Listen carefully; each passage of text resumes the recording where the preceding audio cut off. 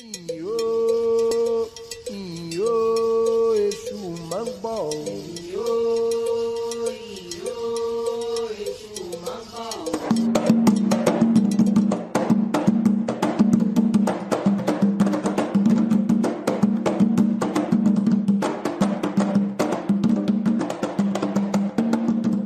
Claro, Exu Motibá, quem vos fala é Cláudia Facini, apresentadora do Exugética.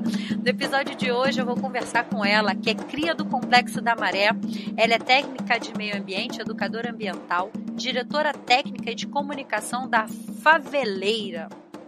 Ativista climática, parte da rede de jovens lideranças climáticas do Rio de Janeiro, bolsista e mobilizadora da iniciação científica do curso de mudanças climáticas para periferias da UFRJ, e uma Omorixá Ossan, Lorena Frois, sua bênção, minha irmã. Meu pai abençoe, nosso pai nos abençoe, bênção. Axé. Ah, é muito, não vou dizer engraçado, mas é estranho estar conversando com uma outra pessoa de Ossan. E nunca me aconteceu. Tá vendo? Nunca me aconteceu. Então, comigo também, tá? Então, sério? eu nunca conversei com ninguém de Ossan. Mas que bom, que bom.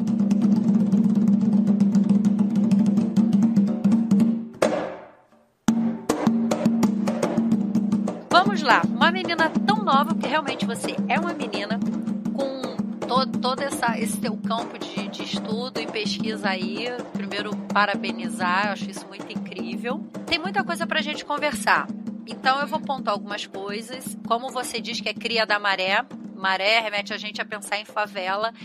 Me corrija se eu estiver errado. Favela, além de uma planta espinhosa, não é isso? Uhum. Rasteirinha, né, que ela dá tipo na caatinga e tal. Esse nome surge, é dado à comunidade porque na Guerra de Canudos, eu não sei quem na parte da guerra, para se esconder, esperar, ficava de tocaia, subia uns morros onde tinha muita favela, muito dessa planta, Isso. né? Então, Isso. no Rio de Janeiro e tal, quando os pretos, pobres, começam a subir o morro como falta de opção de moradia e tal, então aí deu o nome de favela. Isso aí tá correto? A história que eu conheço é semelhante. É que teve essa guerra de Canudos lá no interior da Bahia, no sertão da Bahia. E lá, né, como a faveleira é uma planta típica da Caatinga, então tinha muito da planta faveleira que faziam referência a esse lugar onde os guerrilheiros de Canudos ficavam. E lá eles chamavam de Morro da Favela, por causa da faveleira. E aí, quando eles vêm pro Rio de Janeiro, tinham prometido terras para eles aqui. E aí, eles chegam aqui e não encontram terra nenhuma. E eles se alojam no lugar que eles conseguem ficar, que no caso é o que viria a ser o Morro da Providência hoje, né? Só que na época eles também chamavam de Morro da Favela, fazendo referência a esse lugar que eles ficavam lá na Bahia. Ah, então passei perto, né? Tipo bola na trave. E aí o IBGE depois vem dizer que isso é um conjunto de domicílio, né, de ocupação desordenada e densa de um terreno ou propriedade alheia sem acesso ao serviço público essencial. Uhum. Bom, aí Lorena é cria de uma favela, cria da Maré, que é uma das maiores que a gente tem pelo Rio de Janeiro, e monta a Faveleira. E aí eu quero que a Lorena explique pra gente o que é a Faveleira, o que a Faveleira traz pra gente. Bom, a Faveleira, ela é não só uma plataforma, na verdade, né? No momento, a gente é um projeto com vontade de ser um negócio de impacto social. Bacana. E aí, a Faveleira, ela traz tanto a comunicação como a educação ambiental. Porque assim que eu saí do meu ensino médio, eu fiz ensino médio técnico no Pedro II em meio ambiente. E durante o curso técnico, eu percebia que todas as pautas que traziam relacionadas a meio ambiente eram pautas muito, muito rasas. Elas se pretendiam a ser muito globalizadas e esqueciam dos problemas locais. E isso era uma coisa que me incomodava muito. E eu sempre falo disso das minhas aulas de impacto ambiental, que isso era a coisa que mais me incomodava, que só falavam de fora, nunca falava de dentro. E eu identificava que o fato da minha favela não ter saneamento básico, isso era uma questão climática, isso era um problema ambiental, né? E quando eu saí do ensino médio, eu comecei a dar aula de educação ambiental aqui na comunidade onde eu moro. Então, eu criei uma ementa de educação ambiental, a provável primeira ementa, né? Porque até então não tinha nenhuma aula de educação ambiental aqui no território. Sim. E aí, eu criei essa ementa para alunos preparatórios do ensino médio e também do 6º ano, numa ONG super importante aqui do território, que é a Rede da Maré. Sim. E quando eu comecei a dar aula, eu percebi que eu não tinha referência nenhuma para buscar conteúdo, assim, sabe? Eram umas referências só bioma, e é isso, assim. Era como se fosse uma extensão da aula de biologia, e que não era o que eu queria trazer. Porque eu queria trazer um recorte de raça, gênero, classe, para essa discussão. E eu tinha muita dificuldade de achar essas referências. Então, foi quando eu quis fazer as minhas próprias referências, né? Então, eu comecei a criar esses conteúdos para poder dar aula. E assim começa a ideia de criar a Faveleira, né? Que hoje a gente fala sobre todas as questões climáticas, fala sobre notícias, porque às vezes as notícias chegam pra gente muito avulsas e é difícil de entender. E a gente promove também um trabalho de educação ambiental. A gente lançou recentemente uma trilha do conhecimento falando sobre onde está o meio ambiente.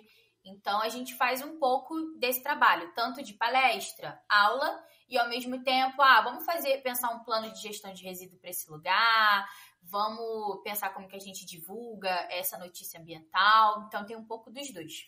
E aí eu tava, como diz a minha filha, stalkeando a Faveleira lá no Instagram, e vi também que você fala sobre racismo ambiental.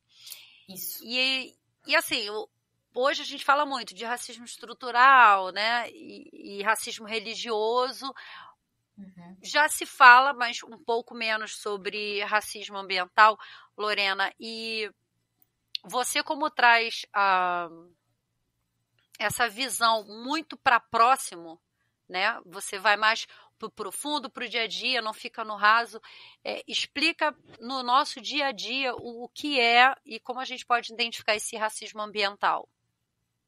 Bom, sempre que eu sou convidada a falar sobre esse tema, eu sempre trago um exemplo que é o exemplo do meu dia, né? Tipo, eu vivencio esse problema todos os dias, que de uma forma prática, o racismo ambiental é exatamente isso que eu vou falar agora. Na favela que eu moro é a Nova Holanda. E a Nova Holanda, dentre todas as favelas da Maré, ela é a favela onde tem o maior número de pessoas que se declaram como pretas e pardas. Nessa favela também é onde a gente tem um lixão a céu aberto. Mas não só isso. Além disso, esse lixão ele fica localizado justamente no final da favela, ou seja, no lugar que foi por último, entre aspas, né, ocupado dentro dessa nossa comunidade. O lugar mais recente a ser ocupado, então as estruturas ali, elas são muito mais frágeis, tem muito menos acesso a todas as coisas do que no começo da favela, né, porque foi o lugar que foi ocupado primeiro, onde as casas são maiores, e no final da favela isso não acontece. E além disso, também lá onde tem a maior concentração de usuários químicos que vivem naquela região, né? Então, existem usuários químicos e outras pessoas que não necessariamente são usuárias químicas, não, mas que estão numa situação, numa condição social muito, assim, precária e que vivem do lixão. Então, elas pegam tudo ali que está em volta desse lixo, o que elas podem tirar dali para sobreviver, e ele fica localizado justamente nessa favela. Então, esse é um exemplo do que é o racismo ambiental. Por quê? Esse lixão, ele não poderia estar em uma outra favela, que é, por exemplo, a favela do Parque União, que fica exatamente ao lado. Até porque o processo do Parque União é completamente diferente da Nova Holanda. No Parque União, as pessoas elas têm uma renda maior. a vida no Parque União, apesar de ser dentro de do mesmo conjunto de favelas, é uma favela que se organiza de forma diferente. Então, outro exemplo na favela do Parque União, quase todas as pessoas têm uma moto, por exemplo. E isso não vai acontecer na Nova Holanda. E tem a ver, por exemplo, com o fato de ter um lixão. Então, o racismo ambiental é basicamente o fato de algumas pessoas, uma parcela da sociedade, vai ser mais atingida pelas mudanças climáticas, pela injustiça climática, do que outras pessoas. E isso vai depender, sim, da sua cor, do seu gênero, da sua classe. São os recortes, né? O racismo, ele vai, o tempo todo, ele vai segregando o máximo que ele pode, né? O máximo que ele consegue. E você trazer isso, eu te confesso que me faz assim repensar, porque quando a gente fala Complexo da Maré, a gente bota tudo num pacote só, sabe? É como se fosse um bairro. Que é igual quando a gente fala do Complexo do Alemão, né? Que você tem a favela da Penha, você tem favela ali de Ramos, você tem Bom Sucesso, enfim. Mas a gente nunca pensa assim, Alemão é tudo junto, Maré é tudo junto. Interessante você trazer isso, quer dizer, que mesmo dentro de um complexo, que quando a gente fala de favela, a gente está falando de pessoas que não têm acesso a muitas coisas que o sistema não vai viabilizar, não possibilita. E ali dentro você ainda vai ter mais divisões ainda, né? E essas divisões cada vez mais não vai ser só por território, como vai cair nessa questão de cor, de gênero e aí eu fico muito pé da vida, porque a galera acha que tudo vai cair na questão dos mimimis, né? De quando não é. E eu sempre que eu penso sobre esses assuntos, sempre me vem à cabeça a imagem de largada, de corrida. Sabe essas maratonas? Né? Que a corrida ali, tipo, a corrida tá para todos. Mas aí você vê quem sai na frente, quem tá no meio, quem tá lá atrás. Quem tá lá, quando eu até dava palestra no Ciel, eu comentava muito sobre isso. Quem tá lá atrás, o cara vai até chegar no primeiro lugar. Mas ele vai ter que correr muito mais, ele vai driblar muito mais do que quem saiu na frente. Né? E eu vejo muito essas segregações, esse nosso sistema, né, essa hierarquia toda, fazendo isso com a gente. Porque as pessoas se agarram, né? Não, porque o cara saiu da favela e virou um juiz. Não, bravo, ele fez, legal, não vou desmerecer isso.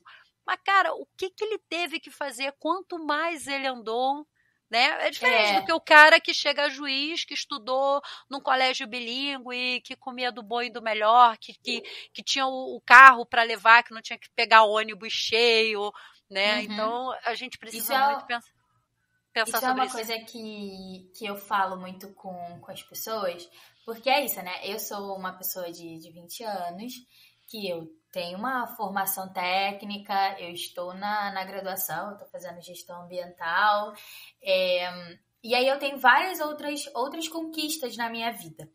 E aí as pessoas, elas vêm falar comigo como se eu deveria ser o exemplo de tudo e a todos a ser seguido. Sendo que, na verdade, acontece que, para além de eu ter tido algumas oportunidades ao longo da minha vida, eu tive que passar por uma série de coisas para conseguir estar nesse espaço que eu estou hoje, né? Então, e que nem todas foram saudáveis, inclusive, né?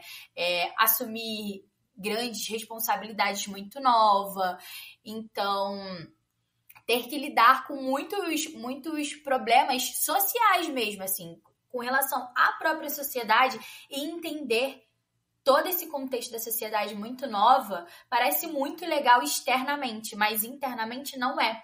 E aí eu sempre falo muito sobre isso, de que é legal, a trajetória é bacana, mas que não é para ser usada como um referencial para todos, entendeu? Que cada pessoa, ela tem o seu próprio tempo e ela tem o seu próprio referencial. Quem dera eu pudesse ter tido mais tempo para poder digerir as coisas com mais calma e tomar as decisões com mais calma, sabe? Mas essa coisa de estar imersa dentro de uma favela, onde você tá o tempo todo tentando sobreviver, te traz o imediatismo de muita coisa, sabe? E as pessoas não têm noção nenhuma disso, sabe? Elas tratam tudo como se fosse um mar de rosas, sendo que não é. Principalmente estando em uma favela, sabe? Que é violência em cima de violência. Parece que a gente tá dentro de uma cebola. E cada dia é um novo obstáculo. Camadas, né? E Isso. E aí eu pergunto, você, Lorena Frost, essas tuas lutas diárias, você acha que foi porque tinha que ser? Ou você se vê o tempo todo tendo que ressignificar para não sucumbir a cada processo, como você diz, dessa camada de cebola aí, dessa luta diária? Eu acho que eu trabalho muito com o que eu consigo, né? Tipo, eu consegui isso aqui agora, beleza. Igual, por exemplo, a história do por que eu fui fazer técnico em meio ambiente. Eu gostava de meio ambiente? Não, exatamente. Eu era apaixonada por essa profissão? Não, exatamente. Eu fui fazer o técnico em meio ambiente porque eu era bolsista em uma escola particular. Eu tinha conseguido essa bolsa, assim, 100% até o final do meu ensino médio, mais o pré-vestibular, então era uma coisa ótima. Até o fato de continuava sendo uma escola particular e o material precisava ser pago. E o meu pai, ele até então era mototáxi. Como eu cobro que o meu pai mototáxi, que não tinha habilitação, ou seja, ele só rodava aqui na favela, conseguisse pagar esses materiais. E isso me incomodava muito. Então eu pensei, bom, vou para uma escola pública. Resolvi o problema. Mas aí entrava uma outra questão. O meu pai jamais deixaria eu sair de uma escola considerada muito boa para ir para qualquer outra escola, porque eu sempre gostei muito de estudar.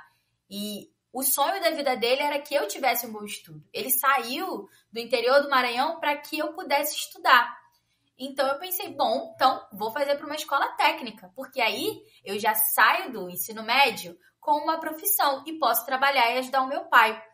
Por isso que eu fui fazer o curso técnico. E eu fui fazer no Pedro II porque era um sonho coletivo, assim. Eu tenho uma mãe do coração, né, que junto com a minha mãe biológica também sonharam em que eu estudasse no Pedro II. E aí eu falei, bom, beleza, vamos aqui fazer a prova e ver o que dá. E de todos os cursos técnicos que tinham no Pedro II, o de meio ambiente era o que eu achava aceitável, vamos dizer assim. Entendeu? Era o que eu considerava aceitável. E aí eu me inscrevi para eu poder fazer. E durante o ensino médio não foi nada fácil, né? Você ter que lidar com operação, com isso, com aquilo. Mas é isso. Eu precisava, na verdade, de uma profissão e trabalhar.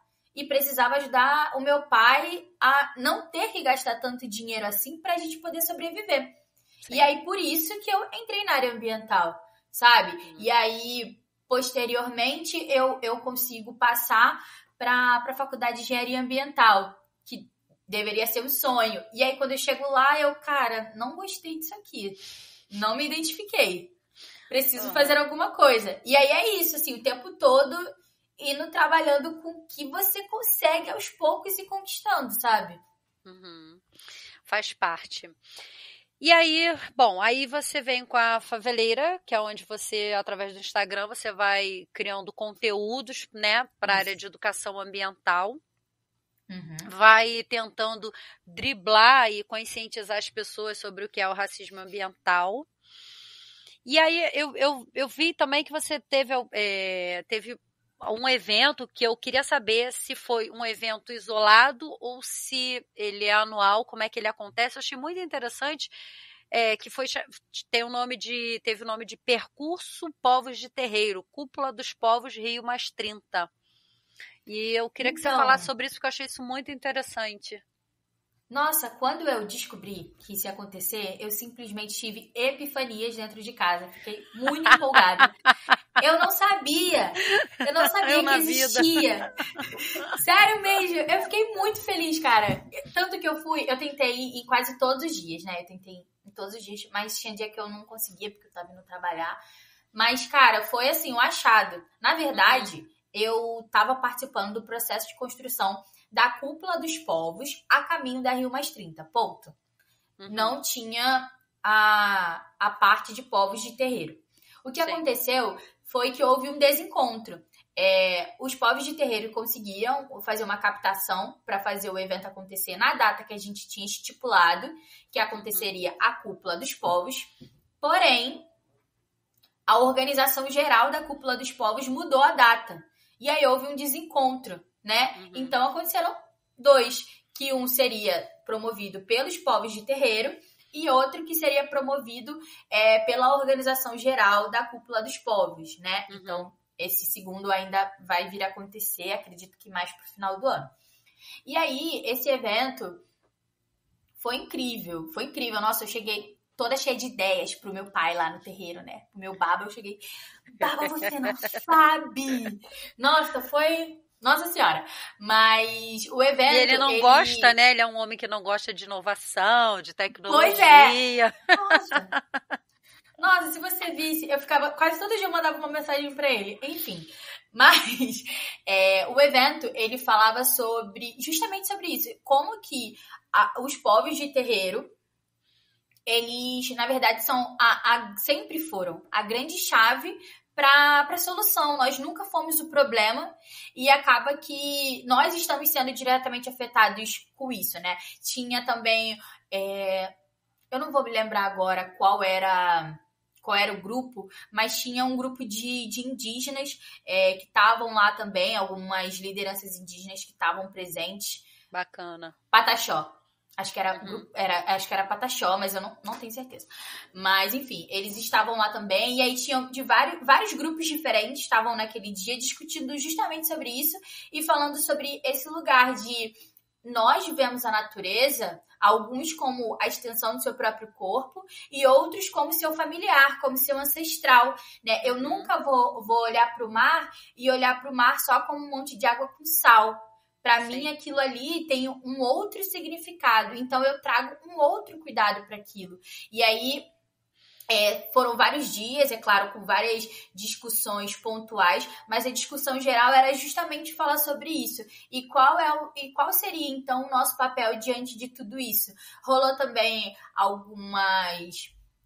alguns debates sobre o que a gente utiliza para poder fazer um ebó ou para deixar em alguma cachoeira, por exemplo. O que eu posso utilizar para colocar ali, para evitar poluir? Porque, na verdade, os nossos ancestrais já faziam da forma mais ecológica possível. Então, seria lindo se a gente retomasse isso para evitar, né, essa poluição ou deixar coisas que poderiam impactar negativamente a natureza. Então, foi um encontro lindo, assim, eu aprendi muita coisa. Eu conheci, sim, vários babalorixás. Não conheci porque eu fiquei com vergonha de falar, óbvio. Mas entendi, mas você teve a oportunidade de estar próximo a alguns conhecidos, alguns, né, celebridades. Pra mim, isso foi tudo. Só de estar ali, do lado deles, eu fiquei, nossa, cara, meu Deus. Eu tô aqui. Eu tô aqui do lado dele, cara. Nossa, sério mesmo. Acho que eu nunca vou esquecer desse dia. Acho que foi o dia mais emblemático pra mim, assim, de caraca.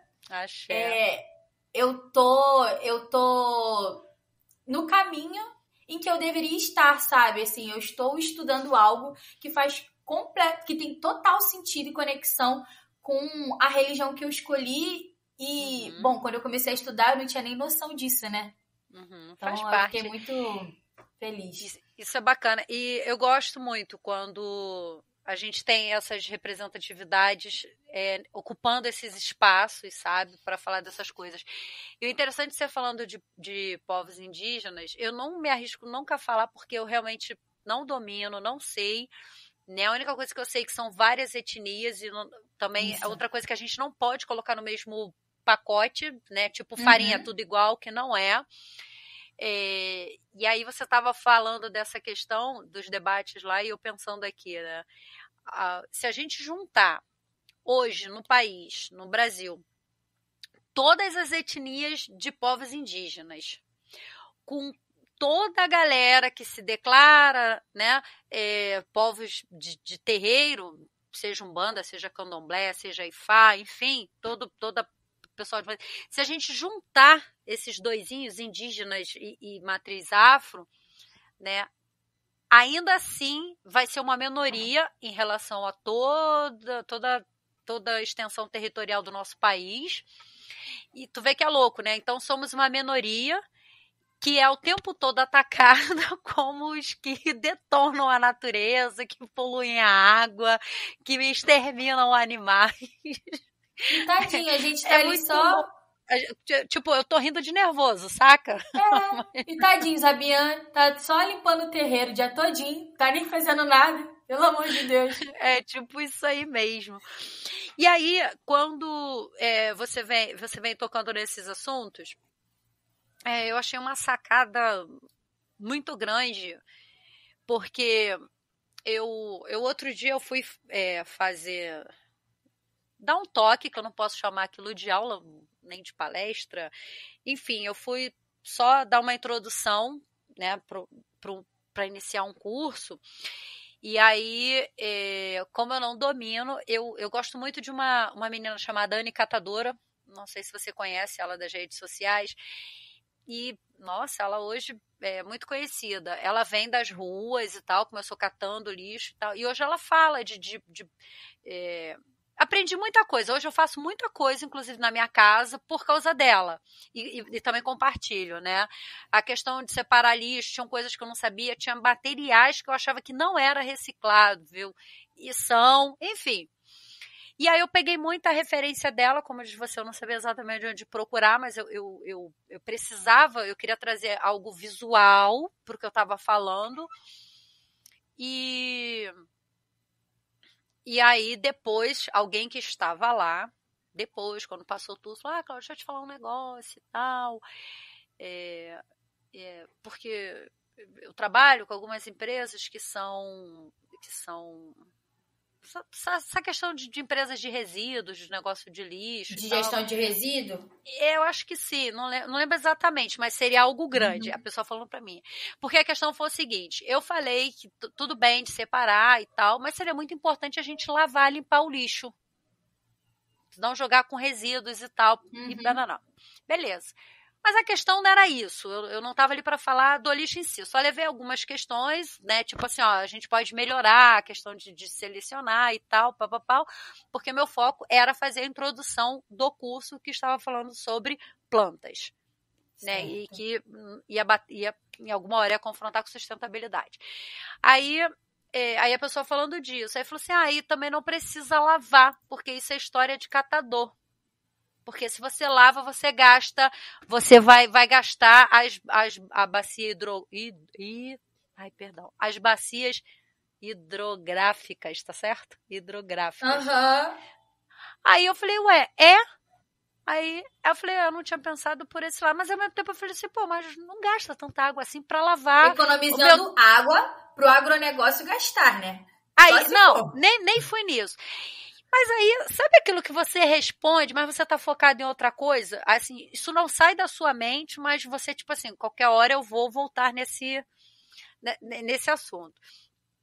Aí, nessa questão de gravar com você e tal, aí eu falei, achei a resposta pro cara, ainda bem que ele não me interpelou lá naquela hora, porque se ele faz isso, ia desfazer o que eu tinha dito, né? E no final das contas, pensa, ele trabalha, ele é tipo um advogado reconhecido e ele advoga, ele pega dessas empresas grandes, que é o que você vai chamar de startups de reciclagem de lixo, que elas são mostradas como genialidade, né? Juntando economia e sustentabilidade. Uma vez que catadores fazem isso, mas de uma forma não formal perante o conceito civil, né? Porque não vamos dizer que é ilegal, porque é legal, porque eles fazem, eles existem. Isso aí é uma fala do Baba Márcio de Agum, que ele é da área do direito, então ele diz que não podemos dizer que é ilegal e nem que é coisa. É uma forma de você formalizar. Então, assim, os catadores não são formalizados. Aí você me falando disso agora, que veio me startar, eu falei, peraí, então não estava tão errada. Não é uma frescura de catador, que ele fala, só para o catador pegar o lixo limpo.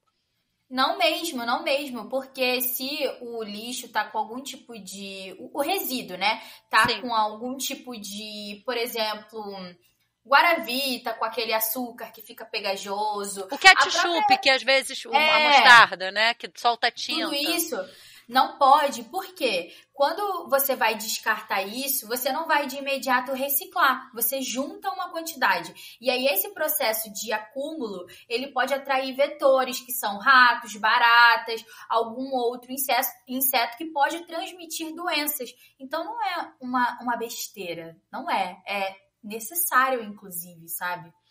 Tanto que lá onde eu trabalho, a gente tem coleta seletiva. E nem fui eu que fiz, tá? Pra depois não falar que é clubismo meu. Nem fui eu que fiz. É uma rede, inclusive, de prédios e tal, que faz essa separação de lixo. E na parte onde a gente tem... Onde fica a copa, só tem separação para plástico limpinho, metal, nananã, e papel. Não tem essa opção papel. Por quê? Na parte da copa, a gente só tem o guardanapo, que a gente vai passar na boca. E isso não é reciclável. Então, não tem nada ali de papel. E ainda vem descrito. Embalagens que tiverem algum resíduo de algum alimento, não é para ser descartada aqui junto com plástico. É para ser descartada no não reciclável. Uhum. Então, assim, provando que você não estava errado. Fiquei indignada. Mas faz parte. E a gente vê tanto, assim, eventos tipo... Eu sou apaixonada e meu sonho, assim, como você teve o seu ápice, o meu ápice um dia é falar naqueles TEDx, sabe? Esses Nossa, eventos... muito chique. Não, é meu sonho. Eu nem vou te falar que eu passei agora recentemente pela bateria deles, tá? Eu fui chamada. Passei. Meu Deus. É meu sonho. Mas aí, por que eu tô falando disso? Porque nessa questão de startup, que sempre tem no TEDx, a galera que vem, que teve uma sagacidade da sustentabilidade, tá gerando dinheiro, não sei o quê. Não tô desvalorizando o trabalho de ninguém, não, mas é que eu tô linkando com toda essa estrutura, quer dizer... Só que, assim, o catador, ele continua lá, né? Fazendo aquele trabalho do caramba, direto, para no final das contas não render quase nada. Ele vai acumular para essas startups venderem realmente para onde vai e ganhar o dinheiro de fato, né? E onde essas startups chegam?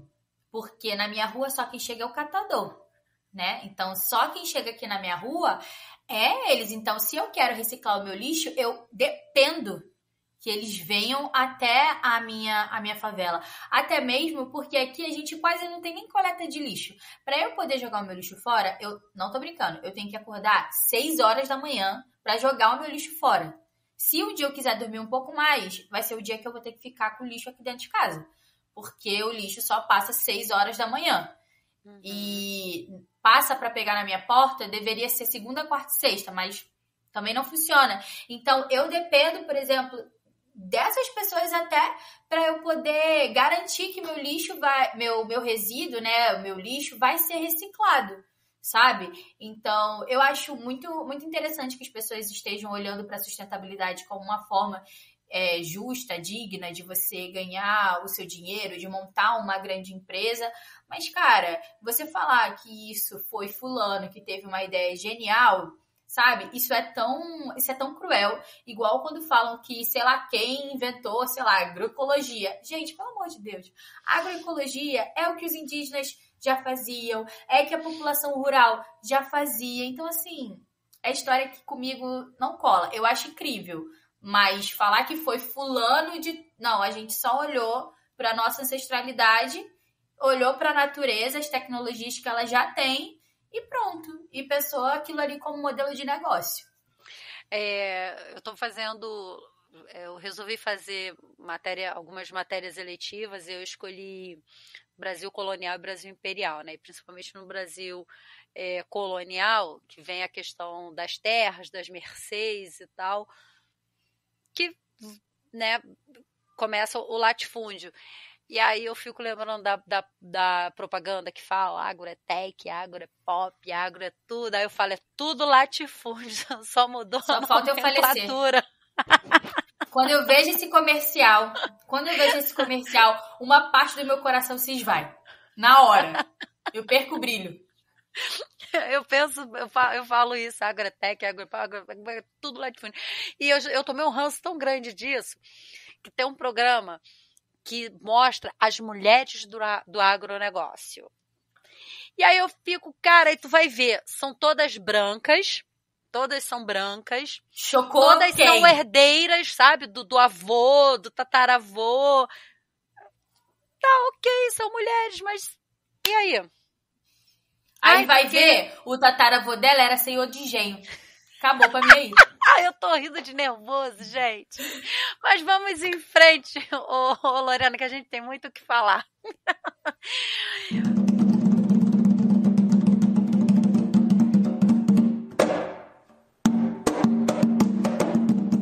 Aí, beleza. Aí a faveleira vem trazendo toda essa conscientização, não só gerando conteúdo, mas participando de eventos. Vi também que vocês promovem eventos em colégios, na comunidade, na associação, né, tentando divulgar o máximo possível, conscientizando as pessoas, até porque é uma forma também de melhorar o seu meio, né? E aí vocês montaram a trilha do conhecimento, que você começou a falar lá na frente. E que eu achei interessante porque eu aprendi com a Anne Catadora sobre essa questão do material PDF que fala, que são os triângulozinhos que eles vão destinando. Explica para mim, porque eles, cada um tem uma siglazinha. Isso quer dizer o quê? Que ele vai ser ou não vai ser reciclado? Porque, por exemplo, eu sei que o triângulo, que é o reciclado mais grosso, é reciclado e acabou. Aí esse que vem, isso é reciclado ou não é?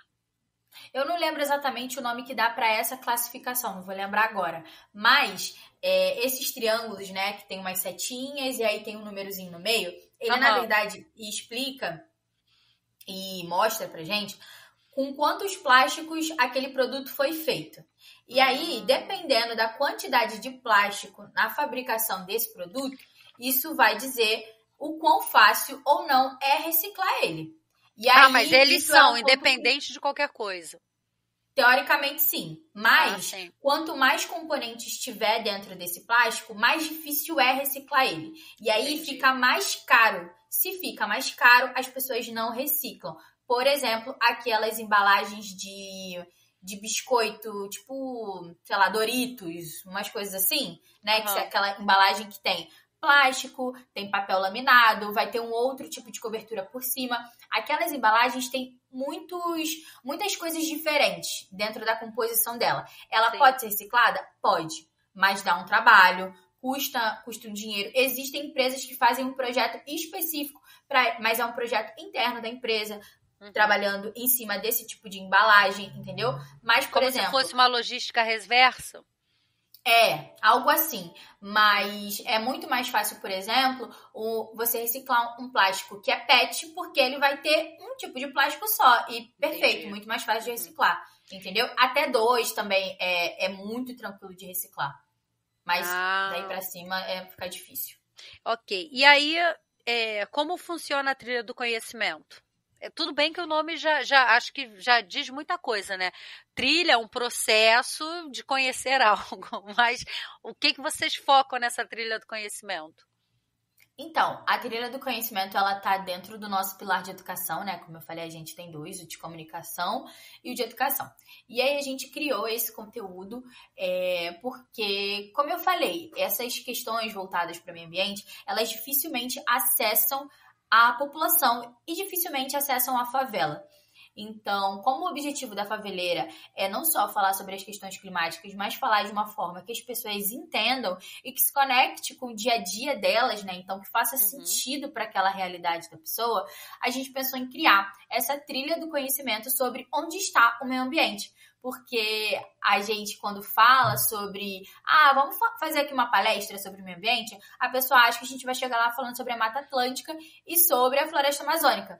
Quando a gente pode falar sobre isso, mas a gente também precisa entender que o meio ambiente, que na verdade poderia ser chamado só de ambiente, é tudo o que nos rodeia. Inclusive a favela. A favela também tem o seu ecossistema próprio. Então, a trilha que fala Onde está o meio ambiente, ela busca desconstruir justamente isso, de que a natureza é só lá no bairro do Jardim Botânico, a natureza é só lá em Copacabana, é só lá na Barra da Tijuca. Não, a natureza e o meio ambiente é aqui a favela também. Inclusive, a ausência de alguma árvore, a ausência de uma natureza palpável, também diz muito sobre o ambiente daquele lugar. E aí a trilha do conhecimento, ela vai fazendo realmente esse caminho, esse percurso, e a gente passa também um pouco sobre essa história, essa construção da maré, onde que a maré está inserida, e também fala um pouco sobre a maré como um espaço que reflete o Rio de Janeiro, né? Porque nós somos o reflexo também da sociedade em que a gente está inserido. E aí fala justamente sobre isso. É claro que para os moradores da Maré é um conhecimento muito rico. Mas para quem não é morador da Maré, entender também essas comparações faz todo sentido. Porque aí você começa a olhar para o lugar onde você mora de uma outra forma e ressignificando ele. Então, a gente disponibilizou a trilha do conhecimento em PDF, então ela está online, você pode acessar e pode também baixar. A gente fez ela também pensando muito em professores de escolas públicas, porque pelo menos aqui em volta, né, a gente tem 44 escolas aqui próximo da Maré, e nenhuma dessas escolas que são atendidas pela Quarta CRE, elas têm educação ambiental. E eu tô falando isso porque eu entrei em contato com a Quarta CRE para poder saber. E eles me disseram que eles não têm aula de educação ambiental. Sendo que isso é algo que está na Constituição, dizendo que todo mundo das escolas públicas deveria ter aula de educação ambiental. Tá falando que é para ter aula de biologia, falando sobre bioma? Não exatamente. Você vai ter a sua aula de biologia, mas é entender que a educação ambiental, ela está em outro lugar. Ela está dentro disso, mas ela está em outro lugar, em outro tipo de discussão. E aí a gente criou esse conteúdo até mesmo para ajudar esses professores de escolas públicas que querem falar sobre esse tema e, assim como eu, não tinham aonde buscar essas referências. Show. E aí a gente consegue acessar esse material lá na bio da Faveleira, não é isso? Isso, lá na bio da Faveleira tem o link, que tem aquele Linktree, né? E aí vai aparecer lá a trilha onde está o meio ambiente, e aí você tem a opção de só visualizar, ver ali online mesmo, dar uma lidinha, ou você pode baixar. E a trilha, ela tem uns 6 a 10 minutos de leitura, então é muito tranquila, ela também tem bastante imagem para ser algo mais dinâmico mesmo, né? Mais interessante. Até tanto para dar o suporte para quem for dar aula em cima desse material, até para quem está lendo também dar uma segurada, né? Porque eu, pelo menos, eu sou uma pessoa de visual. Por exemplo, eu leio o livro, mas, na verdade, eu consigo me situar aonde que eu li do livro, em que parte que está escrito aquilo, sabe? É muito mais por isso do que pelo que eu estou lendo e absorvendo ali. E eu sempre, pelo menos para mim, eu acho que serve para todo mundo, eu acho que o visual ajuda muito, sabe? Nessa hora eu acho muito bacana sobre isso. Aí eu sei que nisso tudo, né? Você é uma menina de 20 anos. Eu tô muito encantada por isso tudo. Você é uma menina de 20 anos, desbravadora, e é tudo ao mesmo tempo agora. Eu adoro gente assim. E aí você, vai parar lá na casa. Eu sou apaixonada por ele, sabe? Você vai parar lá na casa, no Ilê Axé, daquele homem que é todo em um axé, um beijo, né? Que é o nosso querido Babá Joaquim Dogum. E aí você não só vai parar na casa dele, como você lidera ali, você ajuda, não sei como é que nós vamos chamar isso, mas você traz todo esse seu conhecimento para dentro do Ilê Axé e ainda consegue iniciar um outro projeto junto com ele, que é no Ileodara. Aí que eu quero chegar, porque agora você se mostra uma mulher de axé, né, produzindo axé, porque o livro do Babá Márcio, ele diz que praticar religiosidade não só se restringe aos rituais. Por isso, na elaboração de propostas ecológicas, consideramos atividades litúrgicas. ele diz que assim, a liturgia não é só o que a gente pratica dentro do terreiro, né? Mas algo que vá cuidar da natureza, do próximo e tal, isso também é um ato religioso. E aí eu vejo que a Lorena pratica essa religiosidade dentro do terreiro do Babá Joaquim, como junto com ele no Odara Social. E aí como é que isso acontece, como é que vai? Me conte sobre isso, me conte como é que está isso, me conte o que precisa para melhorar isso. Bom, eu vou começar pelo começo mesmo, então eu vou falar primeiro como que eu fui parar lá, né, na casa do meu paizinho querido. Bom, na verdade, eu me descobri médium ainda na infância, então meio conturbado isso. E aí, em algum momento, eu estive dentro de um terreiro de Umbanda, em que eu fiquei durante algum tempo, mas, se eu não me engano, foi um preto velho que falou comigo a primeira vez de que eu precisaria escolher algum caminho, porque não estava muito certo assim para onde eu iria, e eu ainda não sabia qual seria o meu orixá principal, né? E não sabia que era meu pai ou minha mãe, não tinha a menor noção disso. E o preto velho só me falou que provavelmente na Umbanda eu não conseguiria trabalhar isso. E eu fiquei com isso na cabeça. Eu falei, cara, que loucura, como assim? E aí, por muitos acasos mesmo, eu acabei indo jogar com o Pai Joaquim, porque uma amiga minha, que hoje é minha irmã, ela tinha jogado, enfim, muitas coisas aconteceram e eu acabei parando na hora e no lugar certo lá com o Pai Joaquim. E eu fiquei muito à vontade quando eu cheguei lá, ele me acolheu super bem, como um pai mesmo. Então, ele começou a conversar comigo, e aí ele me falou sobre qual seria o meu orixá, né?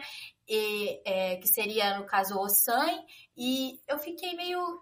Mas quem é o San, cara? Tipo, tava esperando qualquer outra coisa. Eu tava esperando, sei lá, um nome que eu conhecia, não sei, Oxum... Não sei. E aí, ele começou a conversar comigo, me explicar, né? Na verdade, ele tem todo esse trabalho de me explicar tudo sobre tudo, quando eu posso saber, até hoje. E eu sou muito curiosa, né? Então, não tem nem como, porque eu encho meu pai de perguntas. Enfim.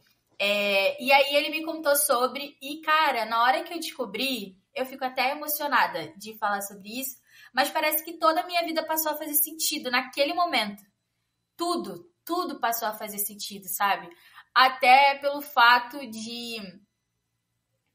Eu não sei porquê, mas eu tenho tatuagens, né? Antes de eu entrar no terreiro, eu já tinha feito as tatuagens. E eu tinha assumido um pacto comigo mesma que era...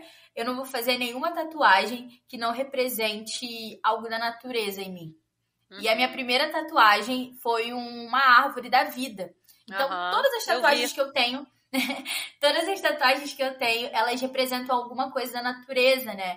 E até isso, que parece até algo muito bobo, mas me fez repensar sobre mim. E aí, beleza, eu cheguei lá no terreiro, falei, beleza, vou ficar aqui, adorei aqui, e é isso aqui, vou ficar aqui mesmo. E eu acabei ganhando algumas responsabilidades com pouco tempo, e é algo que eu ainda entendo, é algo que eu ainda trabalho com as minhas irmãs mais velhas, porque no meu terreiro a maior parte são mulheres, né? Então eu ainda entendo com elas, e elas me ajudam muito, muito mesmo em tudo. Elas são tudo assim pra mim, sabe? Tudo que eu preciso, o que eu preciso fazer, o que eu preciso entender, elas sempre estão ali dispostas a me ajudar. Eu sigo São as algumas folhas páginas que compõem a sua árvore. Sim, eu vejo em algumas páginas, né? E algumas pessoas também falando sobre algumas experiências, às vezes até negativa nessa questão hierárquica, né? E, cara, eu não me sinto dessa forma. É claro que já existiram algumas situações muito pontuais, mas eu não me sinto dessa forma com as minhas irmãs, nem com as Equedes do terreiro, com as minhas mães, porque eu sempre sinto que elas estão ali no lugar de me ajudar e de me informar de me ensinar realmente a doutrina da religião. E aí, a partir desse processo, eu e uma outra irmã minha já trabalhávamos juntas em uma outra instituição na área ambiental dessa outra instituição. Também com educação ambiental, também com coisas de saneamento. E aí, um belo dia, o pai chegou com essa ideia, jogou assim e falou, poxa, a gente podia fazer uma coisa voltada para meio ambiente dentro do Odara Social. Que o Odara Social, na verdade, já existia, né? Que o meu pai faz um trabalho lá em Saracuruna, ao redor do nosso ilê. A gente tem umas 3 ou 4 favelas. E aí, durante a pandemia, ele iniciou esse processo de distribuição de cesta básica para aquela população. Muito também por uma questão... até mesmo do IDH daquela população, né? É uma população que ela é muito carente de muita coisa. E a alimentação durante a pandemia não seria diferente. Então, ele começou esse trabalho de segurança alimentar realmente, mas ele queria ir além. E ele falou, bom, eu tenho a ideia, eu só não tenho as ferramentas. E aí ele falou comigo e com a minha irmã Mari, né? Que, inclusive, é uma mulher de Oxóssi também, né? Então, deu tudo certo. Tudo casado. Exatamente. Então, ele falou com a gente e a gente começou a construir essa ideia junto com o pai, né? Porque, como a gente já trabalha nessa área, aí a gente ficou pensando muito o que a gente pode fazer a partir do que a gente já tem. E a gente criou esse pilar que ainda está em processo de construção, a gente ainda está em processo de captação, que é o Odara Ambiental, que a gente busca falar sobre... aonde é esse intermédio, né? Onde é que se cruza a questão do meio ambiente com a questão da religião e até mesmo com a questão das discussões sociais. Então, a gente está no processo de captação de algumas frentes, que tem, por exemplo, a horta que a gente pretende criar, para não só criar essa relação com a própria terra, com a própria natureza, mas também, a partir disso, trabalhar ervas medicinais. E porque nessa região a população tem pouco acesso a hospitais, seja por questão financeira, tem N questões que a gente pode entrar para discutir essa questão da saúde. Então, as ervas, elas acabam sendo algo ancestral e barato e fácil de você acessar para você se cuidar, na ausência de um posto médico para você ir. É claro que não substitui um tratamento médico, mas muitas vezes pode ser algo que pode sim salvar uma vida, sabe? Então, também ter esse trabalho de fazer esse estudo, essa educação voltada para as ervas também, que aí se cruza muito com um trabalho litúrgico mesmo, né? Dentro do terreiro. A gente tem também uma outra parte que a gente também ainda está em processo de captação e de construção, que é de fazer esse intercâmbio de conhecimento. Tanto esse conhecimento que a gente tem da favela, de como que a gente lida com todas essas questões climáticas aqui na favela, como que a gente pode levar isso para a graduação? Como que a gente pode levar isso para espaços universitários, sabe? Que são espaços que podem se propor a falar sobre isso, mas sem a vivência, algo fica faltando. E aí, quando a gente junta os dois, que é o acadêmico com a vivência, dá certo. Fica tudo muito mais palpável e faz mais sentido. Então, existe o Odara Social, que é algo maior, né? E, inclusive, se você quiser saber mais, é só entrar lá em odarasocial.com.br. Mas... é válido, tá valendo. Mas existe também o Odara Ambiental, que é esse projeto que a gente está gestando ainda, criando junto, para que ele possa existir de forma mais concreta. Tá igual bambu, né? Tá a raiz indo para baixo, para fincar, para ficar ali certinho, para depois ele aparecer, né, numa visão mais macro. Agora me diz, como é que foi para você? Porque eu sei que nesse projeto lá no Odara vocês plantam verduras, plantam as coisas e distribuem junto com as cestas básicas para o redor ali, né, do espaço físico. Como é que é para você ver lá a tua alface, tua couve, tuas coisas indo alimentar aquela família?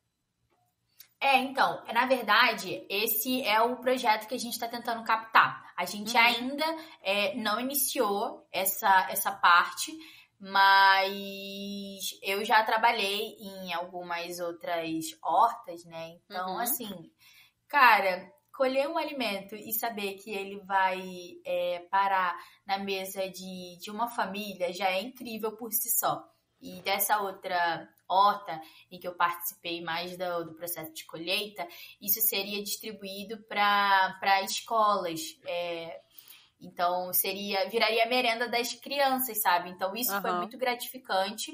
Mas esse nosso projeto, ele ainda vai vir a ser isso, ele ainda vai virar comida de muita gente de Saracuruna.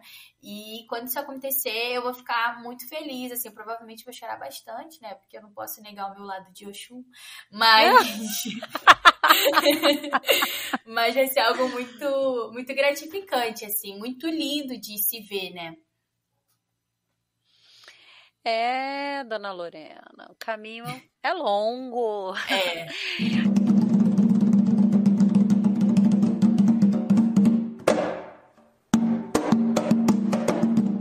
Eu adoraria, assim, conversar muito mais coisas com você.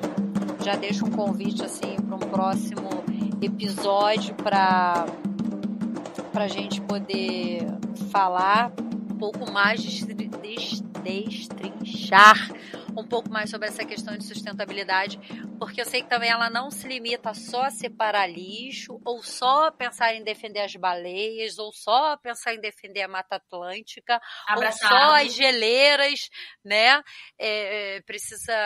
A gente precisa ainda linkar muita coisa, e coisas assim até que estão muito mais próximas a gente. E eu acho que você faz isso com maestria. Agradeço de todo o coração e quero que você faça a sua consideração final aqui para a gente poder estar finalizando esse episódio. Bom, eu queria agradecer principalmente pela oportunidade de falar sobre isso. Eu ainda sou a Bian, então às vezes eu fico toda, não sei, assim, meio com vergonha, né, de falar sobre esses assuntos, porque... ainda mais na presença de um mais velho, eu fico meio, nossa, será que eu estou falando certo? Mas eu fico feliz, porque esses espaços têm começado a se abrir para mim, muito também por intermédio do meu pai, né? Eu desgrudo dele, então, muito por intermédio dele também. Então, eu fico muito feliz de ter tido a oportunidade de falar sobre esse assunto, muito feliz de ter conhecido você também, isso para mim foi algo muito, muito histórico mesmo, eu nunca tinha conhecido nem falado com alguém que fosse do mesmo orixá que eu, e ainda fazendo esse trabalho, sabe, então isso me deixou também com epifania de tipo, caralho, gostei de fazer parte da sua epifania. Fazer trabalhos de educação, sabe? Então eu achei isso incrível. Então, só muito obrigada pela oportunidade de falar e de estar aqui hoje. Eu que agradeço. E já sabe, vamos ter outros assuntos para poder trocar aí com todo mundo. E para você que ficou com a gente aqui até o final, desejo que Exu traga caminhos frescos e que possa cruzar os nossos caminhos no próximo episódio. Beijo, beijo.